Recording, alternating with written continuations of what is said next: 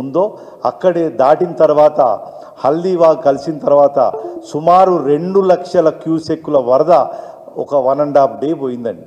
దానివల్ల ఆ చిన్న చిన్న వాగులు వంకలు ఏవైతే వచ్చినాయో దానితో ఉన్న వాటర్ అంతా కూడా కమ్మడం వల్ల ఇంకా చాలా ఎక్కువ నష్టం జరిగింది. మెదక్ జిల్లాలో, సంగారెడ్డి జిల్లాలో, కామారెడ్డి జిల్లాలో సుమారు 1,00,000 ఎకరాలకు సంబంధించిన ఏదైతే పంటలన్నీ కూడా మునిగిపోయినాయి.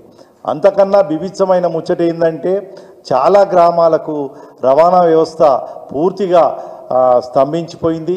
చాలా రోడ్లు కూడా కొట్టుకపోవడం, చాలా కల్వెట్లు కూడా తెగిపోవడం.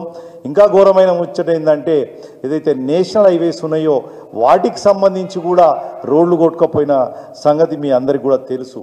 అయితే ఇప్పటికి 5 రోజులు కావచ్చింది, ఇప్పటికి కూడా చాలా గ్రామాలలో నీళ్ళు ఇంకా దిగిపోలేదు, అలాగే కమ్ముతోటి ఉన్నాయి.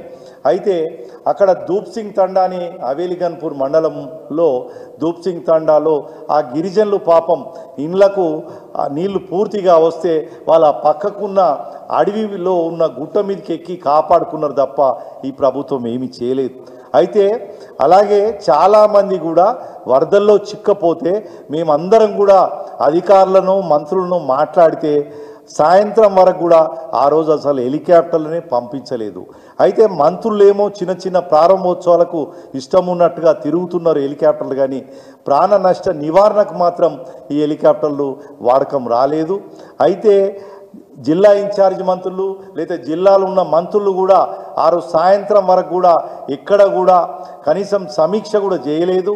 అయితే ప్రతిపక్ష నాయకులు, పత్రికా విలేకరులు ఏదైతే విమర్శలు రాసిన తర్వాత మాత్రం వాళ్ళ పిఆర్ఓలు మాత్రం ఒక స్టేట్మెంట్స్ మాత్రం ఇచ్చారు. వాళ్ళ పిఆర్ఓలు మాత్రం మేమంతా సమీక్షిస్తున్నామని స్టేట్మెంట్స్ ఇచ్చారు, కానీ ఆ సమీక్షలకు ఆ స్టేట్మెంట్కి తగ్గ అక్కడెక్కడ కూడా చలనం లేదు. చాలామంది అధికారులు తెల్లారి వచ్చి ఏదో పని చేయడానికి వచ్చారు. ఈ disaster management, national disaster management కానీ మన స్టేట్ డిజాస్టర్ మేనేజ్మెంట్ టీమ్స్ కానీ కనీసం పడవలతోటి సాయంత్రం 4 గంటల వరకు కూడా అందలేకపోయారు. దానివల్ల అయితే 2-3 కుటుంబాలు కూడా కొట్టుకొని పోయినాయి. ఇంకా ఘోరమైన ముచ్చట ఏంటంటే అటువంటి కుటుంబాలను ఏదైతే హవేలీగన్పూర్ మండలంలో దామరంచె యాదాగౌడ్ అనే అతను, ఇంకో అతను బేస్తా సత్యనారాయణ అతను ఇద్దరు ఆటోలో వెళుతుంటే ఆ నీళ్ళు వచ్చి చాలాసేపు కొట్టుకపోయిన తర్వాత ఒక కరెంటు స్తంభాన్ని పట్టుకొని 7 గంటల సేపు ఫోన్లలో మాట్లాడుతూ మమ్మల్ని కాపాడమని అడిగిర్రు. ఎవ్వరు కూడా అధికారులు ఈ డిజాస్టర్ మేనేజ్మెంట్ రాలేదు. చివరికి ఆ కరెంటు పోలు కూడా పడిపోయి కొట్టుకొని పోయారు. అయితే బెస్తా సత్యనారాయణ అనే అతను 35 ఏళ్ళ వయసు గల వ్యక్తిది నిన్న బాడీ దొరికింది.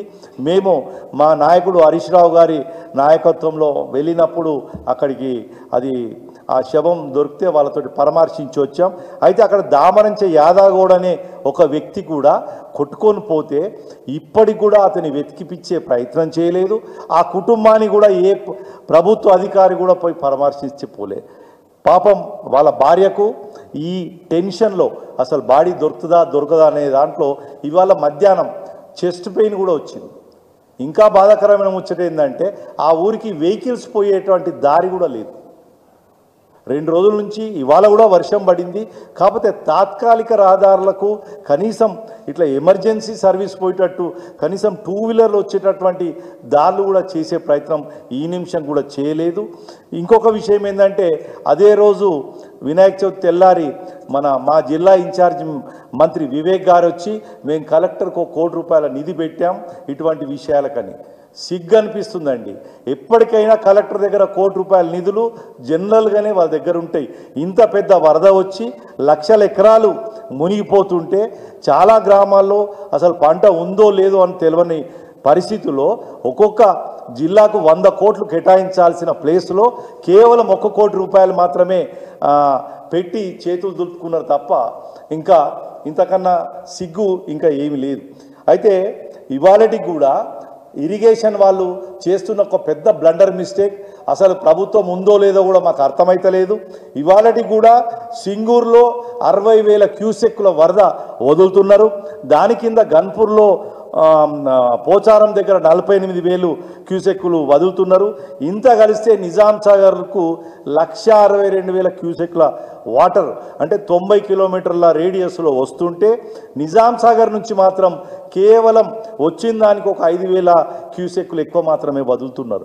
నేను ఈ ప్రభుత్వాన్ని, ఈ ఇరిగేషన్ సెక్రటరీ గారిని నేను కోరుతున్నది ఏంటంటే ఒక 40-50 వేల క్యూసెక్కులు వదిలితే కానీ ఈ నీళ్లు దిగయి, ఈ పంటలు నష్టం అది కూడా కాదు.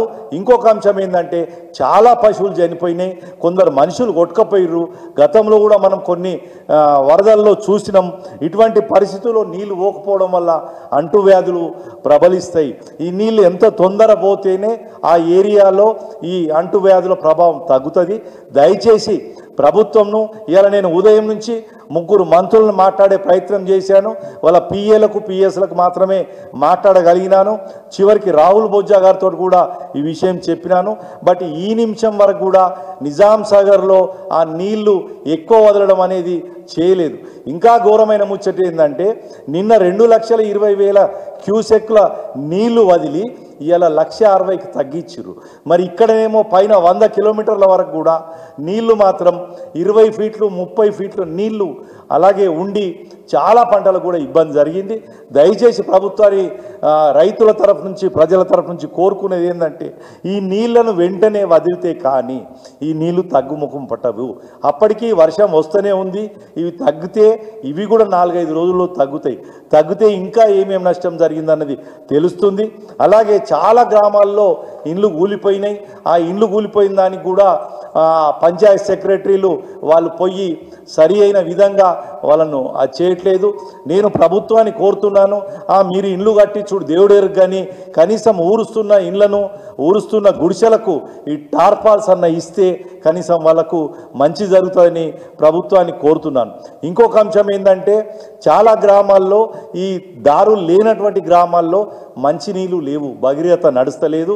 అలాగే కరెంటు వ్యవస్థ కూడా చాలా ఘోరంగా ఉంది.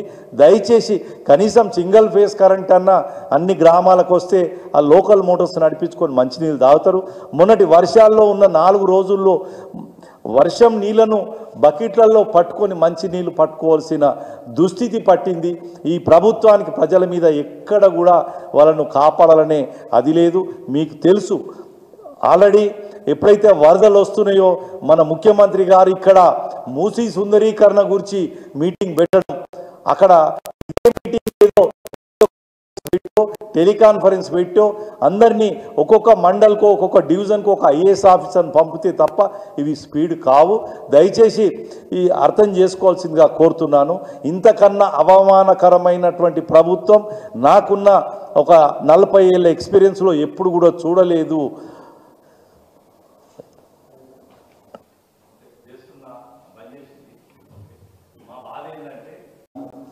ఈ ప్రభుత్వం మాత్రం నిమ్మకు నీరెత్తుకున్నట్టు కూర్చొని ఆ ముందు ఆ వరద నష్ట నివారణకు ఏదైతే ప్లాన్ చేయాల్సిందో అది చేయలేకపోయింది. ఇప్పటికి కూడా